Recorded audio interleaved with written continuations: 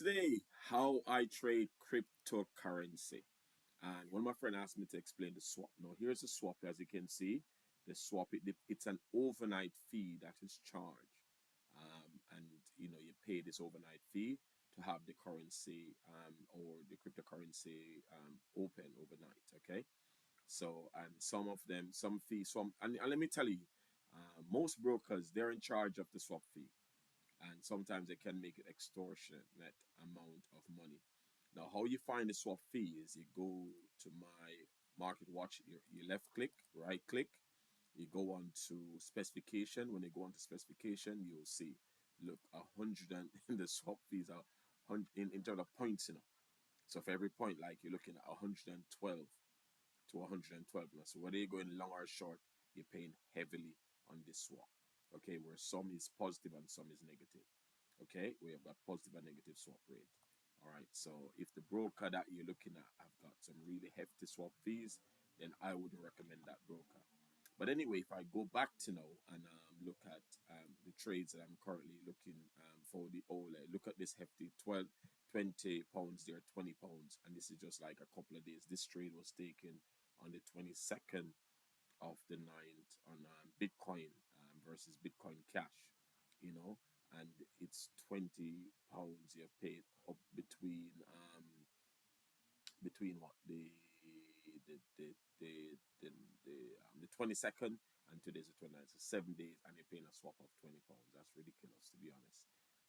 But anyway, let me share with you how I go about trading the cryptocurrency. All right.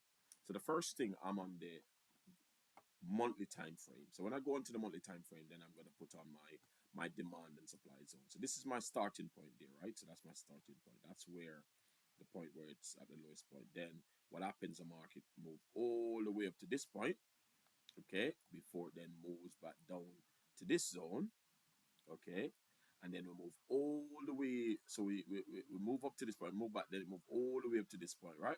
And then what happens after? It moves all the way down to here before breaking back up to where it was in the past, before coming back down to where it is now. Then breaking above this point, and went all the way up to this zone up there before pulling back down to previous zone. Okay, so this is where I look to get in. Okay, so once I've got this information now, then I go on to, because remember now, this was like what we call supply resistance zone. This is now demand zone. So we look left, we can see here where the market comes up to here, come back down to there, and come back to here. You see this little toss and turn, and it breaks all the way up above, then come back to this point. So then this is a good point to look to buy. Okay. So then I go down to my weekly time frame because I'm trading on the weekly time frame. Okay. So when I get down to the weekly time frame now, and then I look, okay, here we go.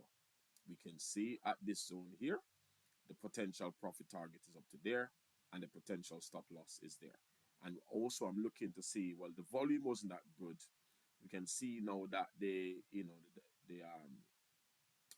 MACD sort of is now showing green signs coming up. Also, we're getting the break from the stochastic going up as well, breaking above this line.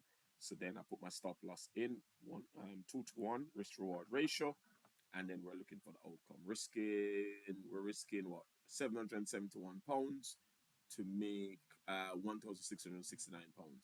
So that's how we go about placing a trade like this. God bless. Peace out. Happy trading.